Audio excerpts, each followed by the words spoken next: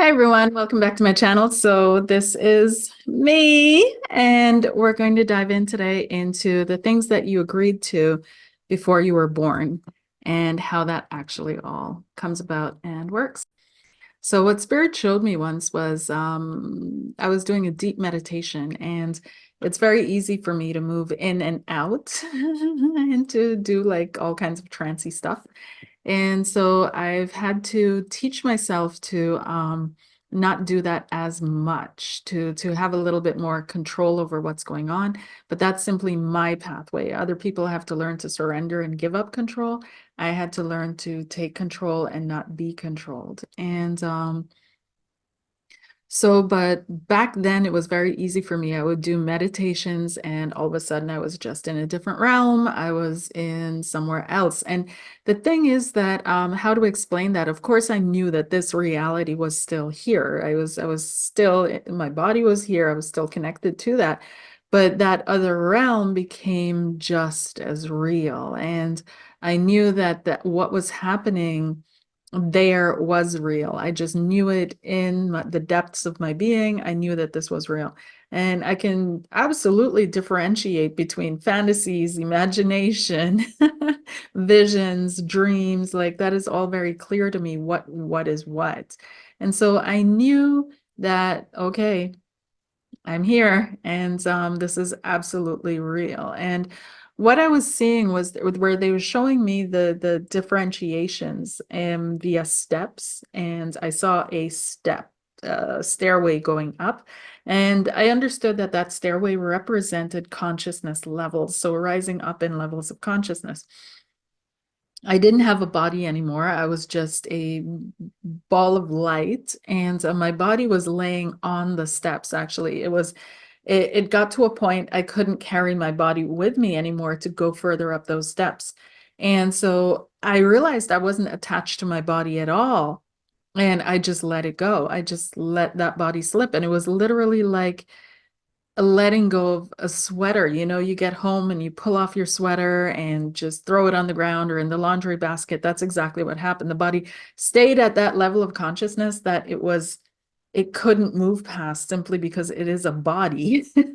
And my spirit essence just continued to flow up those stairs. And so I had an experience up there, which I may or may not share some other time. But it was a deep experience. It was a teaching experience, definitely. And coming back down, which I didn't want to do at the time, but I had to. Coming back down, I saw everything was darkness, like it was all dark, and it was just black. There was nothing literally there. And the only thing I saw were pinpoints of light. And that's all I cared about, were these pinpoints of light that I could see moving. And as I connected to the light, I could see images that were going around the light or around me. Like it just popped up and there was an image and this was an image, but it was connected to that light. And I realized, oh, that light is a person, and that's a person I love very much. And that's the only thing that got me back into that reality, because I moved towards that light. I moved myself towards um, the source of that light, because I just knew I had a mission there. And so that's how Spirit taught me how we actually come into life, how we actually sign up for our contracts and agreements. It's not necessarily that we're all sitting at a table with our guides and with everybody in the family, and the family saying, oh, we're going to play this role. Okay, I'm going to be this, I'm going to be that. It's not necessarily like that. It's a contract or an agreement of love. And it's plain and simple. There is no, there's no arguing, there's no questioning, there's no debating, there's no doubting, there's none of that. It's just, oh, I love this person, I'm going to go over there. And so when we come into life, we have these pinpoints of light of people that we know and have loved before. And some of them we recognize, some of them we don't. And some of them we learn to love again. And some of them we know from past lives. Some of them we're just meeting in this incarnation for the first time.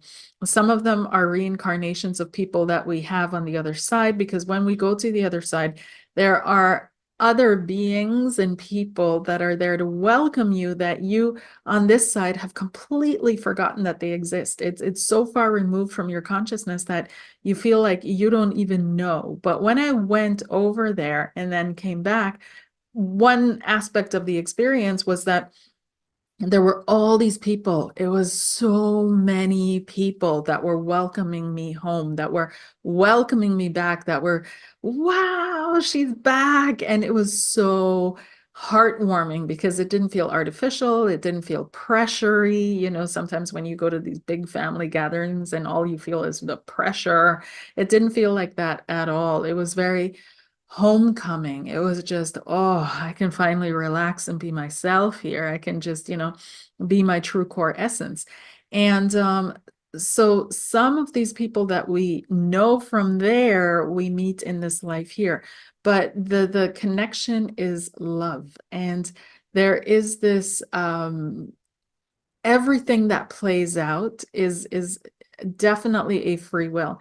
And we like to say that there's fate and there's destiny to a certain extent. Yes, as in I can feel the love that I have, and your soul feels that love that you have for a person that is halfway around the world, and will, because the soul operates outside of time and space, right? So the soul will, if you follow your soul and not just your mind and your programming and your logic, maneuver you into positions or into spaces where you can reconnect with that person. But this is where free will comes in, because that person may not be in that level or on that same vibratory when you get there. So they may not recognize you. And I speak about that in one of my earliest videos that I have on here. Something I totally forgot what it's called. It's in questions, and it's one of the first videos that I did, where I speak about, people that miss each other. It's like going to a train station, waiting with your bags to be picked up, and that person that was meant or supposed to pick you up is not connected to their heart, to their soul, to themselves, and they don't recognize you and walk right by you. And so now you're feeling lost and confused because you're in this life, you figured I came down here for this person, and now all of a sudden you have to find a different route of experiencing and learning the lessons that you came here to, well, the having the experiences that you came here to have. So it's really interesting how that is very organic and natural, but at the same time, it grows in a way that it can't grow anyhow else, if that makes sense, right? So, for example, a lot of people will say, I had no choice because I was evil. I played the evil part in their story. No, people always have a choice. This is where free will comes in. They always have a choice if they're going to continue that role or if they're going to switch things up. And just like they have the choice to enter into a relationship, that where both know each other and it is kind of karmic or twin flame or whatever you want to call it, but they also have the option and the choice to say no and walk away and take care of other things that they're more invested in, where they feel more love in that moment towards. So we always have the choice, the roles that we play, even if people feel that someone contracted to be a negative role or to be a negative person, it's not necessarily true that they have to live that contract. And that's why, we have to kind of accept that, because people always have the choice that they can do something or they can choose not to do something, or not to pull it through like that. But when it comes to karmic contracts, sacred agreements, things of that nature, they do exist, but not as cerebral as or as detailed as we're making it out to be down here. I'm going to show up in your life and I just want to be close to you. And based on the situation that is unfolding in that moment, the energies, the headspace, the story that is going, what have you, I take on a reflection, or I take on a kind of an energy in your life that you can either choose to learn from, connect to, disregard, whatever it is that you choose to do. But however you show up in that moment is kind of in that moment. It's not something that was organized or agreed upon on the other side. So, oh yeah, we're going to do this and we're going to do that, and then this is going to happen, and then we're going to do that. It's not that cerebral. And a lot of people are thinking, oh, it's a very cerebral thing, but it's not, because if we did it that way, then we would have to know all the the paths and the connections of all the other people on this planet, and that's impossible, right? That nobody can hold that. And well, God can, but we'd have to know all that to factor all of that into our doing, so that we don't, you know, do things that we shouldn't be doing, showing up the way we shouldn't be showing up, and so on and so forth. It doesn't really work like that. It's simply, there's a light. Oh, I know I love that light. That's why I'm seeing it, because whatever is not love, I don't see it.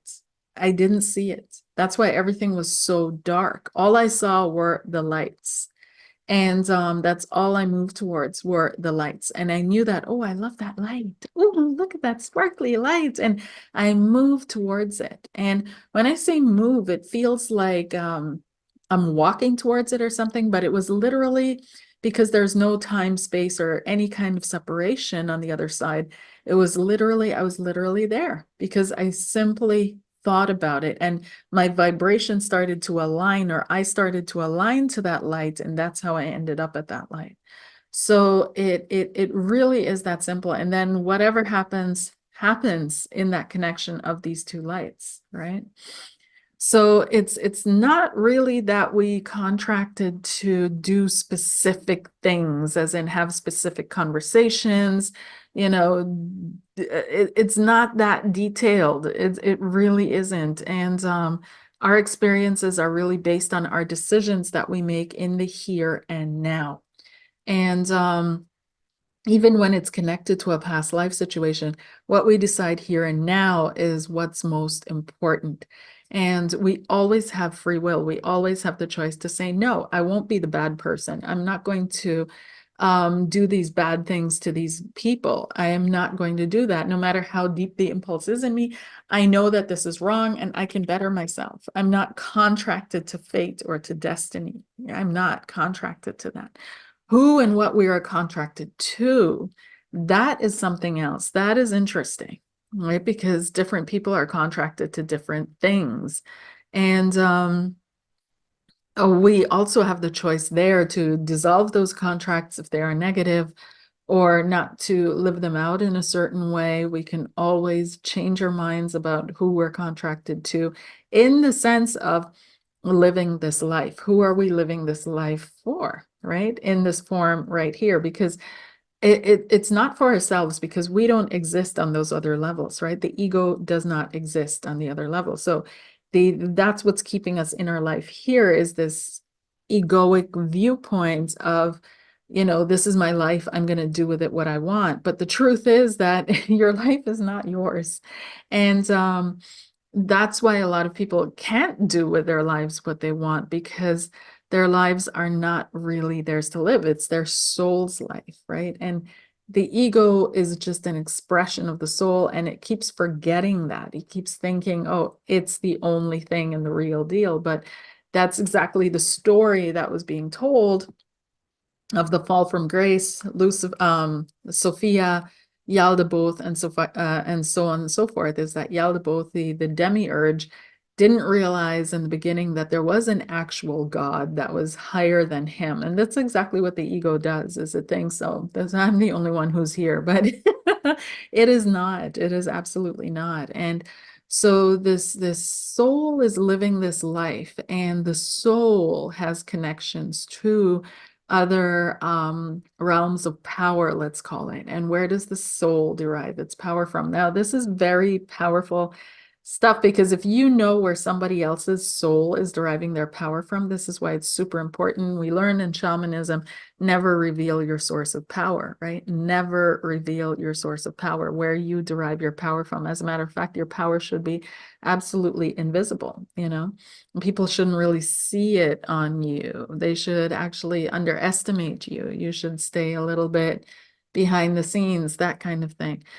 But drifting off into other spheres, but coming back in a circle when it comes to the contracts that you agreed to, these are all dissolvable, every single one of them, because the Trump rule in this universe is free will. It is free will, and that you can do as you please, when you please. You have the choice to dissolve contracts. You have the choice not to show up in a certain way. You have the choice to do things differently. You have the choice to not fulfill anything in order to expand your territory, to expand your consciousness. You have that freedom. So this is great when it comes to things that are very, very negative, right? So people have the choice not to be negative, not to play that role in their families or in their relationships or in their partnerships. So it's totally up to you. I found it very liberating to see things that way, to have it explained to me that way. Other people may feel more confused, and they may feel a little bit more disoriented, because sometimes it helps us to orient if we have this belief that everything is set in stone, or everything is set a certain way, and that's the only way we can walk, or that's the only way we can move forward. But it's not true. There's no boundary except the boundary that you set yourself. There's no obligation except the obligation that you feel, and there's no thing like that. Now, then the question arises, of course, well, what about fate and what about destiny? Nothing trumps free will. Nothing trumps free will. And sometimes we think of that story of Oedipus, right? And how he tried to avoid his destiny on the path, or on the road to avoiding his destiny. He actually met his destiny and fulfilled his fate.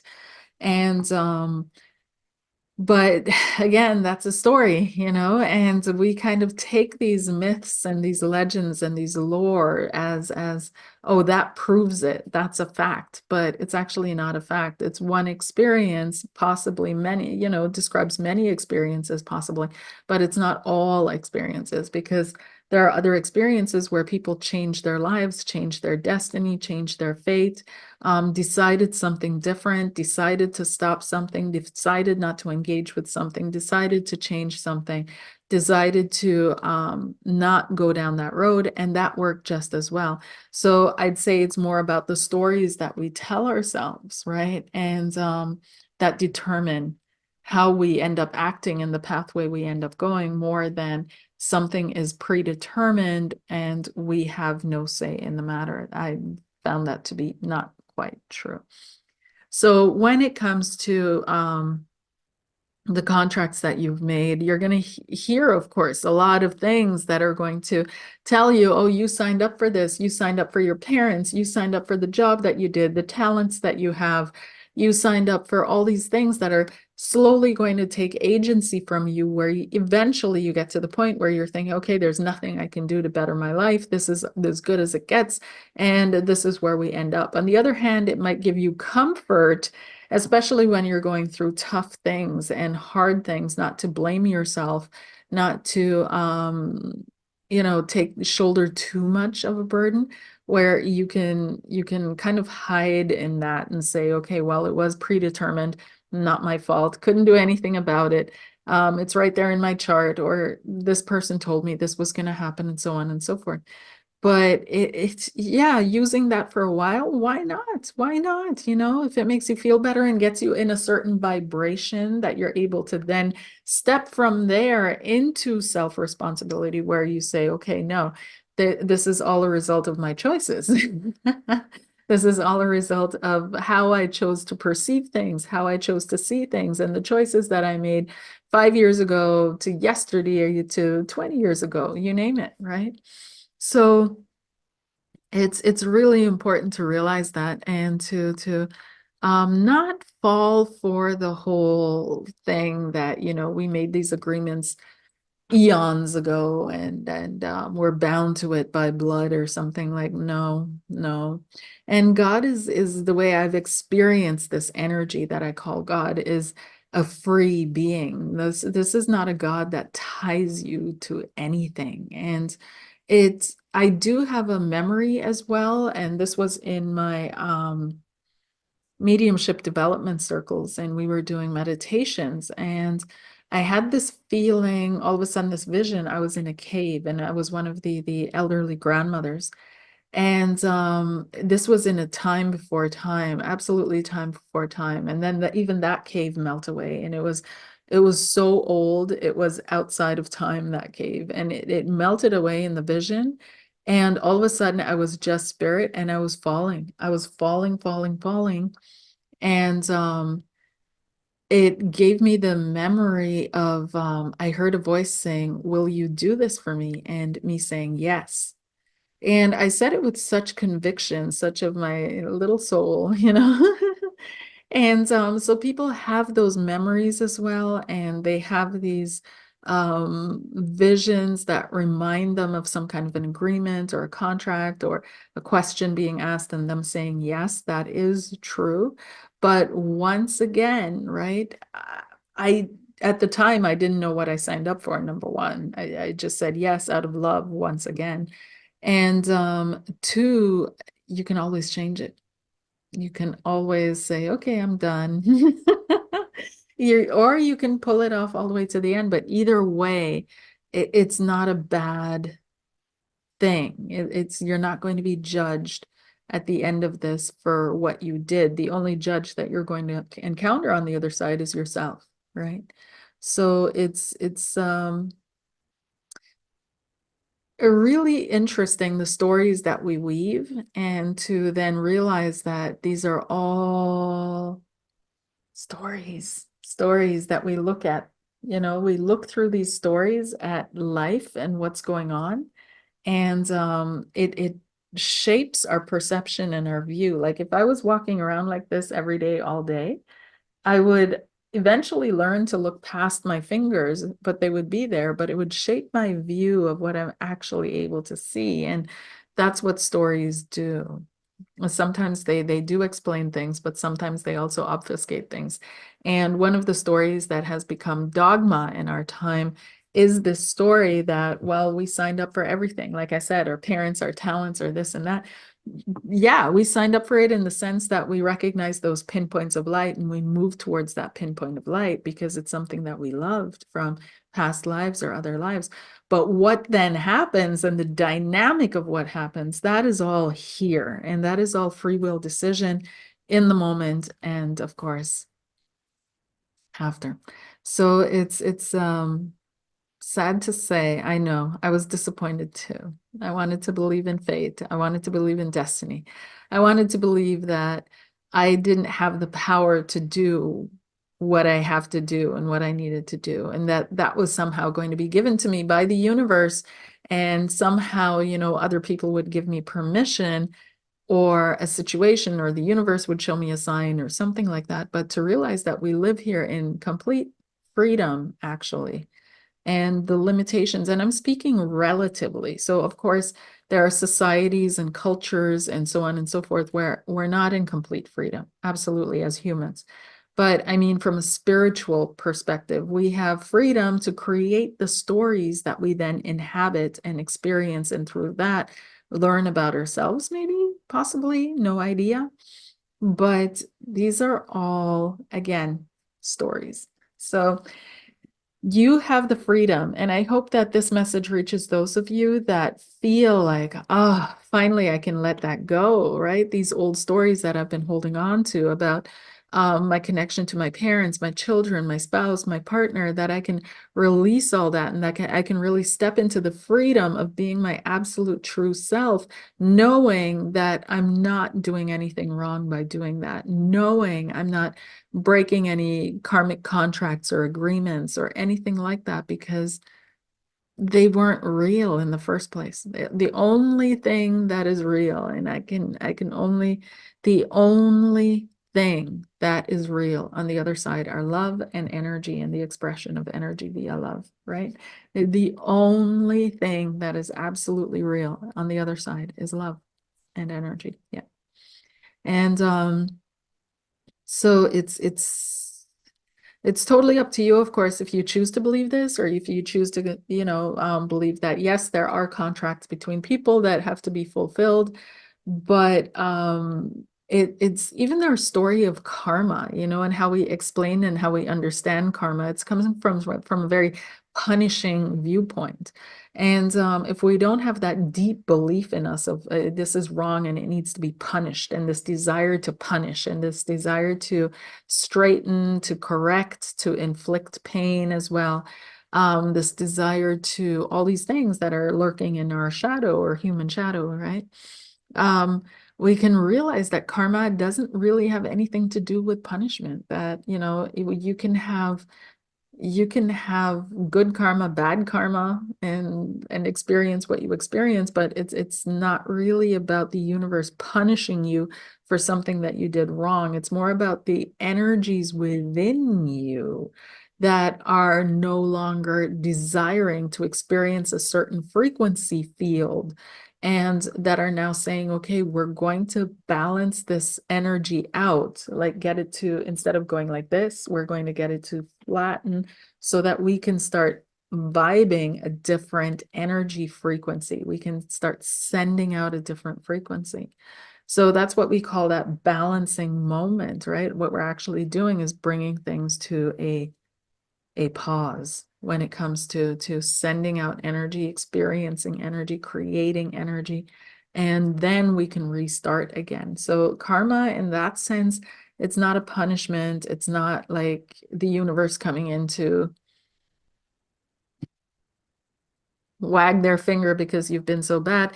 And that is the problem, because, people can't, then they start wondering about bigger things that are clearly wrong. And if the universe doesn't correct those, if they don't punish those people, and the answer is, in any teacher, and many teachers have been saying this over time, is, as far as we've heard from the other side and the information that we're receiving, no.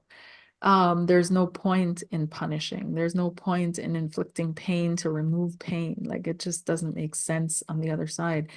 It really is, this karma comes from your own soul. It comes from your own inner, especially when you're working against your soul, and then the energy from your soul, if you allow it to take over you, right, it changes things. And that change, that moment where the energies just flatten, that moment of pause, that's what people call karma. So I wish, too, like when I look around the world, there's so many things that are out of alignment to my values, out of balance with what I believe to be worthy of experience, worthy goal to be striving for. But who am I to say? I just, yeah. So it's very, very, but it's intriguing, because once you open up and you open up your mind to that, all kinds of other things start happening. All kinds of other stories start crumbling.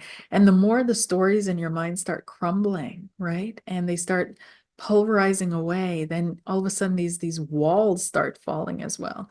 And when those go down and your mind just opens, it's like, wow, this is my playground. So I hope you enjoyed that. Let me know how you feel, what you think, and write it in the comment section below, and I'll see you on the next one. Take care. Bye.